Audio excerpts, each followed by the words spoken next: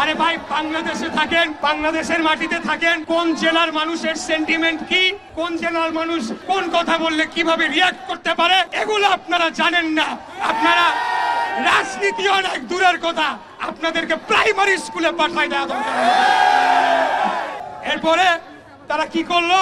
রাষ্ট্রীয় নিরাপত্তা বাহিনীর সহযোগিতা নিয়ে গায়ের জোরে রাষ্ট্রীয় বাহিনীর সাহায্য সহযোগিতা নিয়ে তারা সেখানে নিজেদের বাহাদুরি দেখানোর জন্য গোপালগঞ্জে গিয়ে তারা জোর জবরদস্তি করে একটা পরিস্থিতি তৈরি করলো। আপনারা মুজিববাদ হটাতে চান, বাংলাদেশে তো অনেক জায়গা আছে, ওইখানে গিয়ে কেন আপনাদেরকে গোলমাল সৃষ্টি করতে হবে? সেটাই আজকে জনমনে প্রশ্ন উঠেছে।